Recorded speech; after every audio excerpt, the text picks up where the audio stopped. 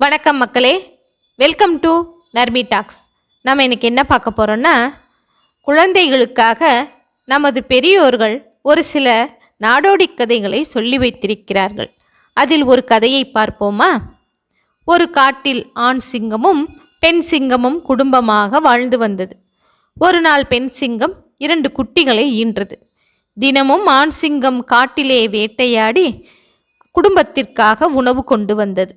ஒரு நாள் உணவு எதுவும் கிடைக்காமல் ஆண் சிங்கம் குகைக்கு திரும்பிக் கொண்டிருந்தது. வழியில் ஒரு நரிக்குட்டி அகப்பட்டது.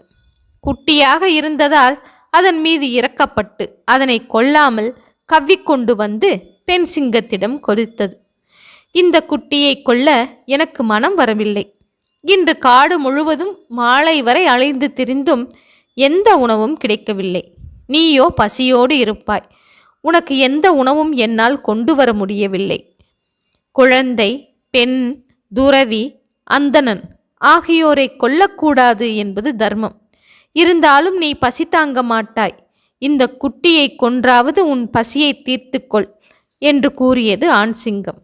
ஆண் சிங்கம் கூறியதை கேட்ட பெண் சிங்கம், அன்பானவரே, இது குட்டி என்று இரக்கம் கொள்ளும்போது நான் மட்டும் இரக்கம் கொள்ளாமல் என் வயிற்று பசிக்காக கொன்று தின்பேனா? உயிர் போகும் துன்ப நிலை ஏற்பட்டாலும் அறத்திற்கு புறம்பானவற்றை செய்யக்கூடாது. நன்மையானவற்றையும் செய்யாமல் விட்டுவிடக்கூடாது. நான் இந்த நரிக்குட்டியின் மீது அன்பு செலுத்துகிறேன். அதை என் குட்டி போல் நான் நினைத்து கொண்டு 2 சிங்கக்குட்டிகளோடு இதையும் சேர்த்து வளர்க்கப் போகிறேன் என்று சொன்னது அந்த பெண் சிங்கம். சிங்கக்குட்டிகளும் நரிக்குட்டிகளும் சேர்ந்தே வளர்ந்தன. தன் குட்டி என்றும் நரிக்குட்டி என்றும் பேதம் பார்க்காமல் 3 குட்டிகளிடமும் சமமாக அன்பு கொண்டு சீராட்டி வளர்த்து வந்தது பெண் சிங்கம். ஒரு நாள் சிங்கக்குட்டிகளும் நரிக்குட்டியும் சேர்ந்து விளையாடி கொண்டிருந்தன. அப்போது ஒரு காட்டு யானை வந்தது.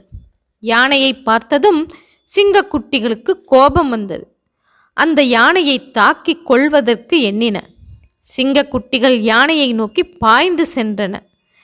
அவை பாய்ந்து செல்வதை பார்த்து நரிக்குட்டி பயந்து நடுங்கியது. சகோதரர்களே, ஏன் இப்படி ஆத்திரம் கொள்கிறீர்கள்? இப்படியெல்லாம் ஆத்திரம் கொள்ளக்கூடாது. அப்படி ஆத்திரம் கொண்டால் அது நம்மை ஆபத்தில் சேர்த்துவிடும். யானையுடன் போரிட்டு நாம் வெற்றி பெற முடியாது. அது மிகப்பெரிய மிருகம். நீங்கள் சிறிய உருவம் கொண்ட சிங்கக்குட்டிகள். யானைக்கும் சிங்கத்திற்கும் பிறவியிலேயே பகை உள்ளது. அதனால் பகைவனிடம் போய் மாட்டிக்கொள்ளாதீர்கள் என்று சிங்கக்குட்டிகளை தடுத்து நிறுத்தியது நரிக்குட்டி. பிறகு சிங்கக்குட்டிகளை எல்லாம் அழைக்காமல் யானைக்கு அஞ்சி குகையை நோக்கி ஓடி வந்து விட்டது நரிக்குட்டி. சிங்கக்குட்டிகளை விட மூத்ததுதான் நரிக்குட்டி. நரி அண்ணன் ஓடுகின்றானே என்று சிங்கக்குட்டிகளும் பயந்து அதன் பின்னே குகைக்கு ஓடி வந்து சேர்ந்து கொண்டன. தனது பெற்றோரிடம் உண்மையை கூறின சிங்கக்குட்டிகள். நரி அண்ணன் மிகவும் கோழையாக இருக்கிறான் அம்மா. நாங்கள் யானையை தாக்க செல்வதை தடுத்து விட்டான். ஆவேசமாக அந்த யானையை தாக்கச் சென்ற எங்கள் வேகத்தை கட்டுப்படுத்தி எங்களுக்கு அச்ச உணர்வையும் ஊட்டிவிட்டான். அதனால் அந்த யானையை தாக்காமல் திரும்பி வந்து விட்டோம் என்று கூறியது. சிங்கக்குட்டிகள் கூறியதை கேட்டதும் நரிக்குட்டிக்கு கோபம் வந்து கண்கள் சிவந்து போய்விட்டது. நான் ஒன்றும் கோழை அல்ல. உங்களை விட அறிவில் நான் குறைந்தவனும் அல்ல என்று கோபப்பட்டு சிங்கக்குட்டிகளை தாக்க முயன்றது. அதை பார்த்த பெண் சிங்கம் நரிக்குட்டியை தடுத்து நிறுத்தியது. மகனே, நீ கோபம் கொள்வதில் அர்த்தமில்லை. உன்னிடம் ஆற்றல், அழகு, அறிவு எல்லாம் இருக்கிறது. ஆனால் வீரத்திற்கு தடை போட்டால் ஊக்கம் இழந்து விடுவார்கள். ஊக்கமிழந்தால் உள்ளத்தில் புத்துணர்ச்சி ஏற்படாது. மனம் தளர்ந்து சோர்ந்து விடுவார்கள். சிங்கக்குட்டிகளின் வேகத்தை நீ கட்டுப்படுத்தி விட்டதால் அவைகள் பயந்து உன்னோடு வந்துவிட்டன. இப்படி பயந்து ஓடி ஒளிந்து கொண்டால் காட்டில் வாழ்கின்ற மற்ற மிருகங்கள் நம்மை ஏளனம் செய்து எள்ளி நகையாடும். அவை நம்மை எளிதில் தாக்கி வெற்றி பெற்றுவிடும். பிறகு சிங்க இனம், வீர இனம் என்று சொல்லும் சொல்லுக்கு அர்த்தமில்லாமல் போய்விடும். நீ நரி இனத்தில் பிறந்தவன். உன் மீது இரக்கம் கொண்டு உன்னையும் என் மகன் போல் எடுத்து அன்பு செலுத்தி வளர்த்தேன். இப்போது நீ பெரியவனாகிவிட்டாய். உனது போக்கும் சிங்கக்குட்டிகளின் போக்கும் வேறு வேறாக வேறுபடுகின்றது. இதனால் உங்களுக்குள் சண்டை போட்டுக்கொள்ளும் நிலையும் நேரும். நீ உன் உயிரை இழந்தால் என்னால் தாங்கிக் கொள்ள முடியாது. போர்ப்படையின் தலைவன் வீரர்களை முன்னே செலுத்திச் செல்ல வேண்டும். அவனே பயந்து பின்தங்கினால் தோல்விதான் வந்து சேரும்.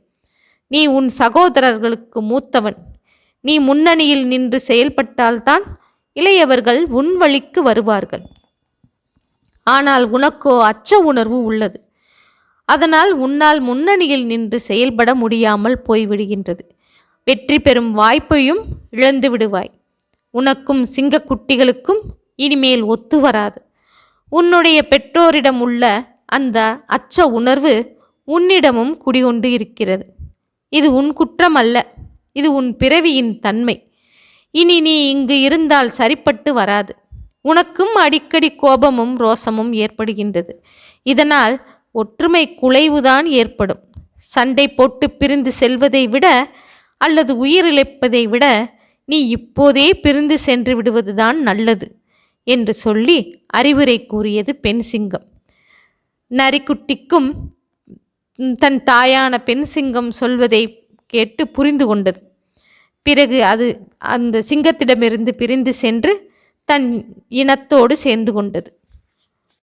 ஓகே மக்களே, மீண்டும் இது போன்ற ஒரு கதையோடு சந்திப்போம்.